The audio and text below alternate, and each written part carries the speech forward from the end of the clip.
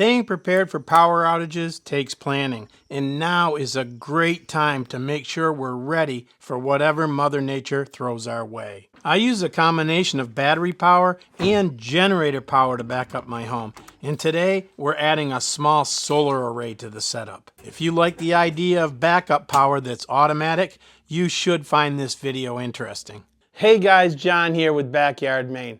I've been an electrician for over 40 years, and I think I've finally found the ideal setup for my backup power system.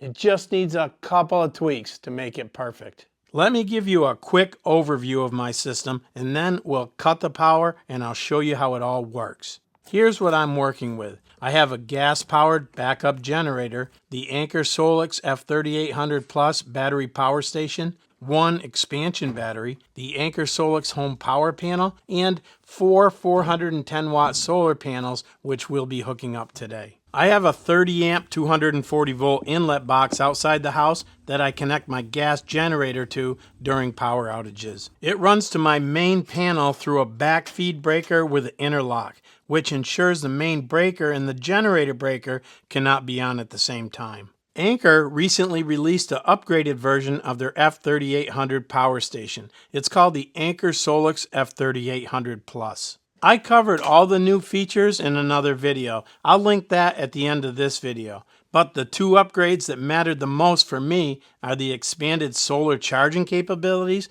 and the ability to recharge with a standard gas generator. To make the system automatic, I installed the Anker SOLIX home power panel.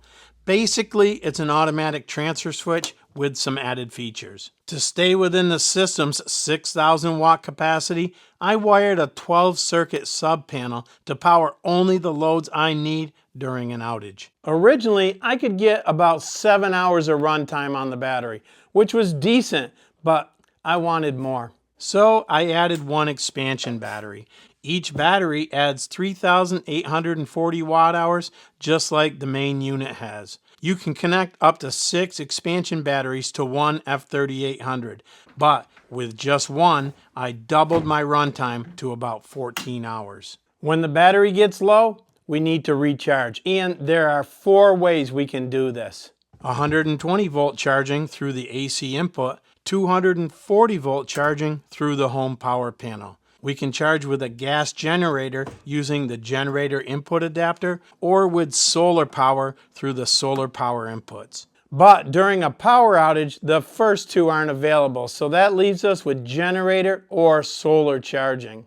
With the generator input adapter and the upgraded features on the F3800 Plus, I can now recharge the batteries from a standard gas generator while still supplying power to my house. That means I can now run on battery for about 14 hours and then recharge with a gas generator for a couple of hours and then repeat that cycle as needed. The adapter connects either directly to the F3800 Plus or in my case to the second connection on the home power panel. I wired an L1430R receptacle powered by the generator to accept the other end of the adapter. This feature lets me stay up and running indefinitely with minimal effort. But solar is even easier and cleaner.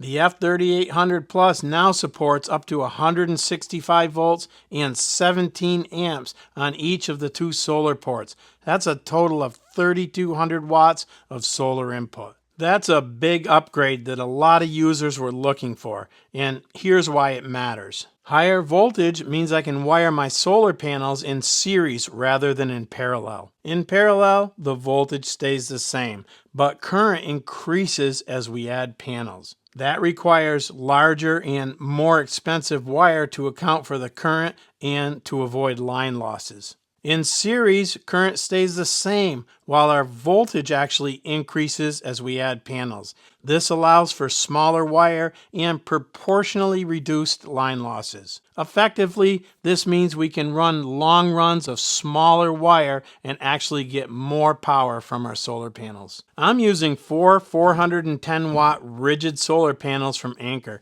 and I plan to add 2 more for the ideal setup. For now, I'll just place them temporarily on the ground until my racking arrives. Once installed at the correct angle and direction, these panels will help keep my batteries charged after a storm and help reduce my utility bills year-round. The new 165-volt solar input also means it's compatible with a wide variety of solar panels. These Anker 410-watt panels have a VOC of 37.41 volts. 4 of them in a series would give us about 150 volts at 77 degrees Fahrenheit, which is under the 165-volt limit.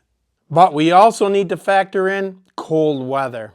According to NEC Table 697A, we apply a correction factor based on the lowest expected temperature. In my area, the lowest recorded temperature is negative 39 degrees Fahrenheit. Using a 1.25 conversion factor, 4 panels would push us to about 187 volts, well over the 165-volt limit. So I'll need to keep it to 3 panels max when wired in series. That's why I want 2 more solar panels. It'll give me 2 series strings of 3 panels each. Anker also includes 2 custom designed solar cables. They have an MC4 style connector on one end and a custom locking connector on the other. These are much more secure than the standard XT60s in my opinion. Okay, let me walk you through how everything is hooked up. The home power panel is fed from my main panel through a 60 amp 2-pole circuit breaker. It powers my 12 circuit sub panel, automatically switching between grid and battery power. The expansion battery connects to the F3800 Plus with the included cable. The F3800 Plus connects to the home power panel with an included custom cable as well. The home power panel has 2 connection ports, which can be used to connect up 2 F3800s or 1 F3800 Plus, and the generator input adapter. I leave the system connected so it's always ready to go. I exclude large loads that we can live without during a power outage, but this is what I actually have connected up.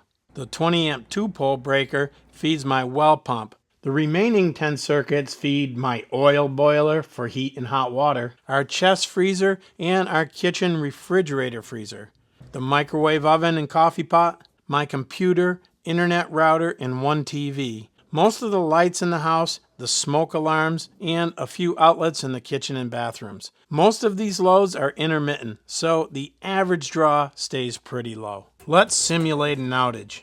I shut off the utility power to the main panel. The sub panel is now running on battery backup. Let's see, we're consuming about 350 to 400 watts, and we have between 15 and 16 hours left at this loading. I'll let it run for a while and then come back. It's now been about 6 hours and the battery is down to 78%. We're currently consuming about 600 watts and we have about 8 hours of power remaining. I have 4 solar panels wired in a series for testing. It's a hot, hazy day, so our voltage should be well under 165 volts. Let's check it out. Yep, the VOC is about 138 volts. I just cut off the load, so now let's connect up our solar and try to recharge the battery. The MPPT is stepping in the solar charge. It's now up to 1300 watts of charge, which is pretty decent considering the panels are just lying on the ground. It'll recharge at this rate in about an hour and a half. Let's run some loads and see if it'll charge at the same time. I'm now in self-consumption mode, so it's powering both my sub panel and my main panel. Let's see, we're consuming about 950 watts and charging at about 1300 watts. So my whole home is running on solar power. We're producing more power than we're using, so the battery is recharging as well. This is awesome. I love the idea of generating my own power. If you're interested in building out a system like this, I've linked all the components in the little shopping bag on the screen and down in the video description. And if you want a full feature breakdown of the F3800 Plus, including a generator recharging demo, you want to watch this linked video right here. I'm John from Backyard, Maine. I'll see you on the next one.